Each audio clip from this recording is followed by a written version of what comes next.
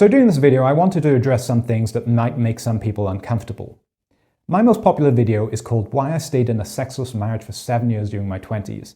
And most of the comments were really positive. Many people said things like, I didn't realize that there were other people out there who went through the same thing I did. There were, however, some people who basically said, well, sex isn't everything, so you should have stayed.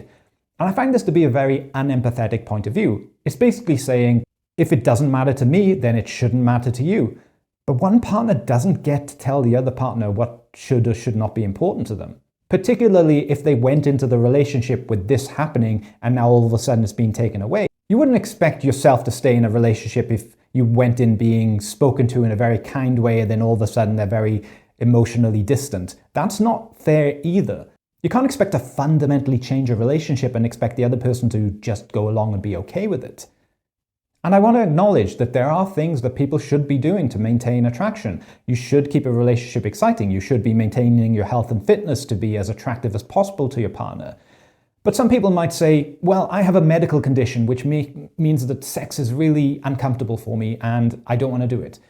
Well, let me try to put that into my point of view. Well, I'm in very good health, but for example, if one day my penis stopped working, I became impotent, I would still try to take care of my partner's needs. I have hands, I have a mouth, sex toys are available, and there's no shame in talking about this because there are many couples who suffer from these problems and find ways of keeping their sex life alive through other routes.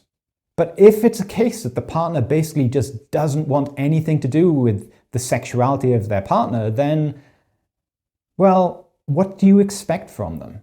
Do you expect them to just switch off their desires like it's some ignition switch? Some societies have even come up with traditions to cater to this problem.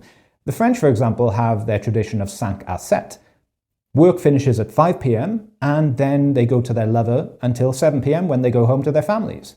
And these adulterous relationships happen in order for these men to stay in their marriages. They love their wife, they love their children, they love coming home to their family and providing for them. But they can't be their best. They can't be a fulfilled, happy man if their fundamental needs are not being met. And I think women who don't really understand men try to look at these relationships from their point of view. They think, oh, why would he cheat on her? Why is he trying to replace her with this one who's not even as pretty? And I think there's a failure of cross-sex mind reading in this because women generally try to find the best man that they can be and then they'll commit to him. Because for women, sex is potentially costly. There's always the risk of pregnancy and then having a child to look after. Whereas men, well, before the age of child support and law around this, men could walk away. And so men have evolved with a much higher tolerance and preference even for short-term sex, whereas for women, they've had to be much more careful. It's not even about replacing her.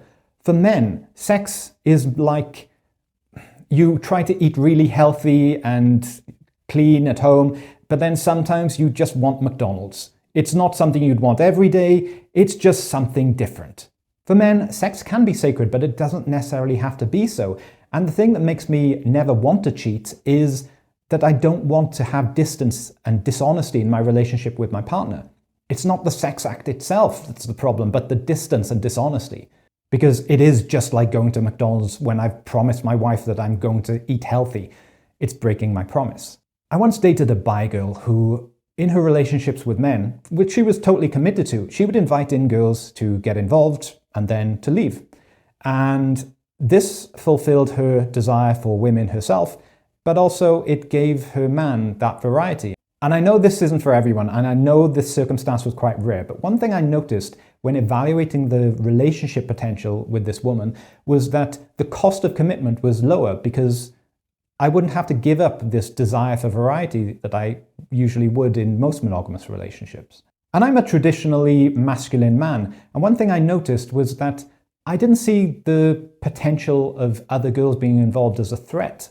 I didn't think that they would be trying to steal her away, which I think was a different take than the usual open relationship that some people pursue.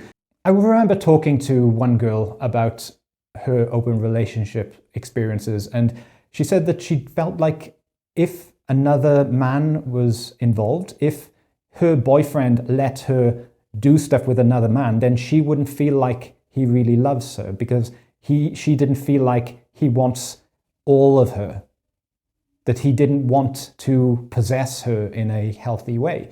And I think there's something to that feminine sexuality desires that possession. Anyway, I've gone off topic, so let me return to what I was talking about.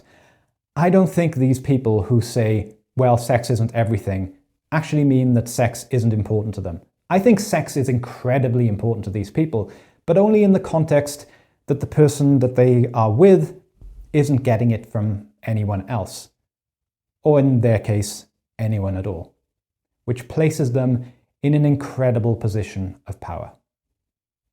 Thank you very much for listening.